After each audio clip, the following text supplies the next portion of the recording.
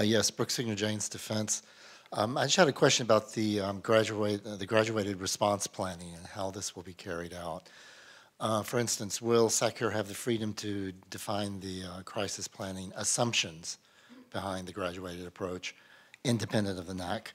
And secondly, given that the Spearhead's deployment will, the deployment of that and the approval of that will rest with the NAC, what if there was a fast expanding crisis?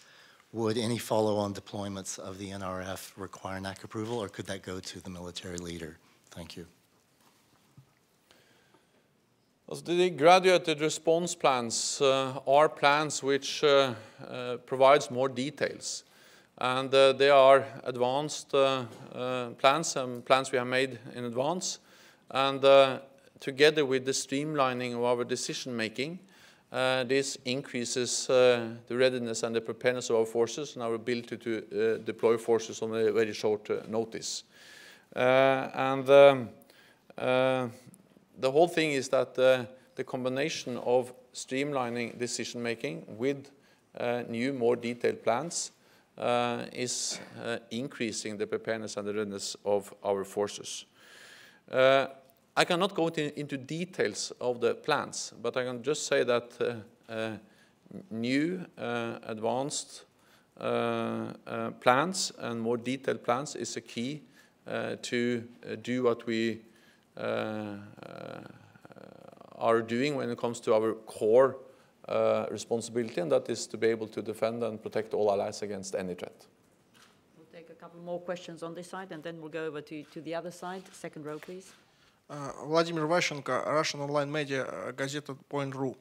You have mentioned that you have plans to help Moldova to reform its military forces, to help it to reform its military forces. Can you precise?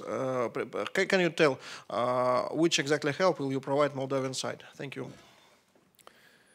The idea or the purpose of the defense capacity building agreement and package we have agreed for Moldova is to help and assist Moldova in strengthening and modernizing their armed forces, their defense.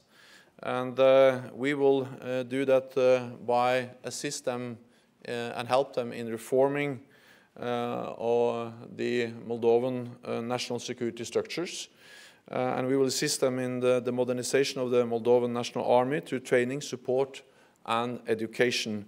And this is the reason why the defense capacity building packages are so important, because it is a way we can work with a partner nation as Moldova to help them improve, modernize their own defenses. BBC. Jonathan Marcus from the BBC. Secretary General, the whole purpose of all of this is to send message of reassurance to NATO allies. Question one, do you think that you have provided sufficient reassurance yet? And question number two, message to Russia, do you see any signs in Russia's behavior that what NATO is doing is actually leading to some rethinking in the Kremlin? Also, I'm certain that Russia knows very well that NATO is ready and able and prepared to protect and defend all allies against any threat. And we are adapting the way we are doing that because the world is changing. And I'm certain that Russia is informed about our adaptation. They see that we have increased the readiness and the preparedness of our forces, and that we have increased our military presence in the eastern part of the alliance with more air policing, with more exercises, with more ships in the Baltic Sea and the Black Sea. And I think that there is no doubt anywhere in the world that NATO is a very strong alliance capable to defend and protect all allies. We'll go to the third row, our Japanese colleague here. Japanese Daily, my name is Saito. You mentioned the funding issue. VJTF seems to be very expensive. Do you have any assumption already how much cost it is. Then a common funding issue will be discussed probably. Did you discuss already? The common funding of, for instance, the implementation of the Readiness Action Plan is something we are agreeing on step by step. So when we agree on some measures, we also agree on the common funding. But of course, there are still many issues that we have to address, including common funding of decisions we're going to take in the future. I didn't understand the first part of the question. How much is VJTF?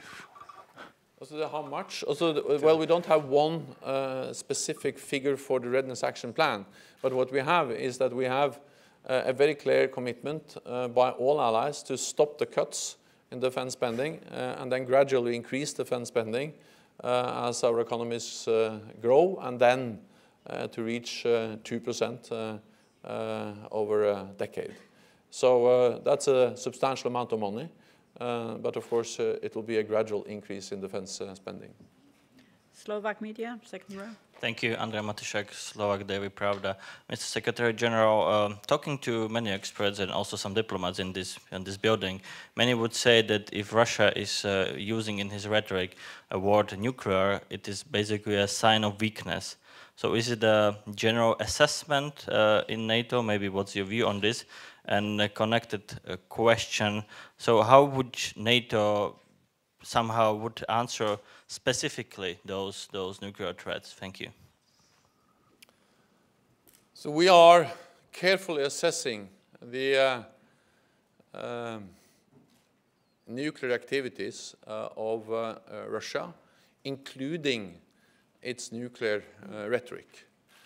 And nuclear issues are very serious issues. So therefore, it is very important for NATO to address this in a very, with caution, with predictability, and in a transparent way. The nuclear activities, the investments by Russia in new nuclear capabilities, and also the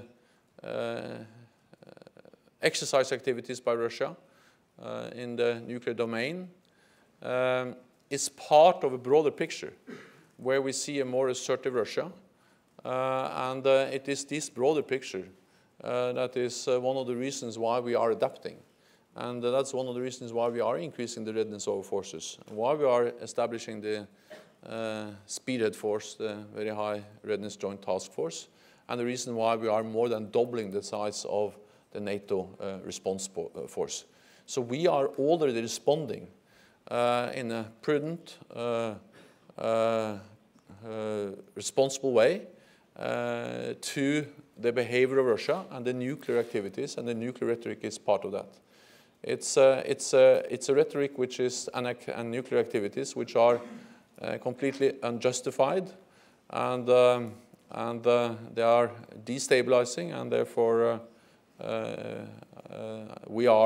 we have to assess very carefully the implications of what Russia is doing. Georgian TV. Georgian Public Broadcaster, Mr. Secretary General, on 19th of June, Russian Federation ratified its so-called Treaty on Alliance and Integration with Georgia's occupied Krim Valley region. Tbilisi is calling on the international community to adequately assess the situation and respond to Russia's ongoing actions against Georgia's territorial integrity. Can we hear your position about it? And also, are you going to visit Georgia this year, for example, the opening of a joint training center in Tbilisi? Thank you. First of all, we fully support the sovereignty and the territorial integrity of Georgia, and we in no way recognize the so-called republics of Abkhazia and South Ossetia. That's part of the international recognized borders of Georgia, or inside the international recognized borders of Georgia. And we continue to provide strong political support for Georgia and strong practical support for Georgia. We have the comprehensive package. We are working on many different areas to help to assist Georgia with modernizing their armed forces, their defenses. And I'm planning to visit Georgia. I'm not able to tell you the exact date now, but I will visit Georgia, and I'm looking very much forward to go to Georgia. Question over there at the back. Mark McKinnon from the Globe and Mail newspaper in Canada. You say you're not interested in a new arms race, but isn't it completely predictable that the measures that you're introducing today are going to be responded to by Moscow with more military spending, more drills on the other side? Aren't we heading into a spiral of the arms race that you want to avoid? So we don't seek confrontation, nor do we seek an arms race with Russia. But we have to keep our nations safe. And that's the reason why we are responding in a proportionate and defensive way. And what we do is completely in line with treaties on arms control, on disarmament, and we respect those treaties. Russia has, for instance, withdrawn from the Treaty on Conventional Forces in Europe, and the United States has said that they are violating the Treaty on Intermediate Nuclear Forces in Europe, while we are fully respecting all the treaties on arms control, disarmament. And all allies agree that arms control is an important element in the way we are enhancing the security of our alliance. But at the same time, we have to respond when we see that the security environment is changing in the way it is. And I think that if NATO hadn't done anything, if NATO had just watched without responding the changes we see both in the East with a more assertive Russia, investing heavily in defense, but also the instability in the South, then it would have been reason for concern. But we are answering, but in a defensive and responsible way. Over there, please. Robin Emmett from Reuters. I wondered if today there'd been any discussion on rewriting, changing NATO's 2010 strategic concept paper, taking into account the new relationship or lack of a relationship with Russia. I also wanted to ask you, today you've talked about defense spending. Greece, in its talks with creditors, is making quite dramatic cuts to its military spending. I wondered if that's a concern or if that's been discussed. Related to the strategic concept, that has not been addressed today. So that's something we have to come back to, also whether we're going to address it at all. Then on Greece, well, Greece is among the allies which spends more than 2%, and I expect that all allies will meet the pledges we made in Wales, meaning that those who are below 2% shall move towards 2%, and those who are above 2% shall remain above 2%. Let me also add that that the whole idea of NATO is that we have to be strong, but we are open for dialogue. And actually, we believe that being strong is a precondition for engaging with Russia in a dialogue. And Secretary Ash Carter stated just a few days ago that his approach and the United States approach, which I very much agree, is that we need a strong alliance, but we also need a balanced approach. And I think that's a good way of stating the aims of the alliance. Over there, question over there, thanks. Thank you. Semyon Nikulin, Republic of Moldova, Newsmaker Online.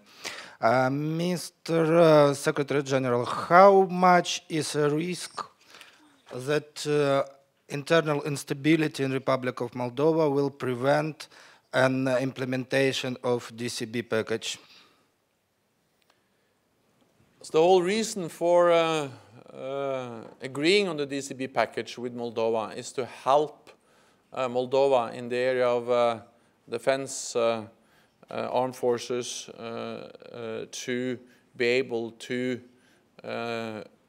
contribute in an even better way to make sure that Moldova is able to defend itself, and that's also part of the efforts by Moldova to make sure that Moldova remains a stable and democratic country. So I think that there is no reason to speculate on what will happen if we are not able to implement the DCB package, because we have just agreed and we are going to implement it in close cooperation with the government of Moldova. And I just met representatives from the Moldovan government, and we will continue to work closely with them. Question over there. DG24 News Television from Romania. Mr. Secretary General, I would like to ask you what would be the importance of NATO Force Integration Unit. We will have one in Romania also. When the implementation of these units will end? So the plan is to have all the small headquarters of the NATO Force Integration Units, which is also called, in place by the end of the year. These are small headquarters, about 40 personnel, and the main reason to establish them is that they will be a vital and important link between national forces, in this case the forces of Romania, and multinational NATO forces. And this link is of great importance, because that will make reinforcement more easier. That will facilitate plan more training exercises, and it will be a way of linking NATO to the individual allies in the eastern part of the alliance in a better way, and that's important, and will increase our ability to reinforce quickly if needed. I'm going to visit Romania soon. I'm looking forward to do that and to discuss with the government of Romania how we can make sure that we have this in place as soon as possible. But the plan is to have all the 6 small headquarters in place at least by the end of the year. Thank you very much. That concludes the press conference for today, but of course we will see you tomorrow.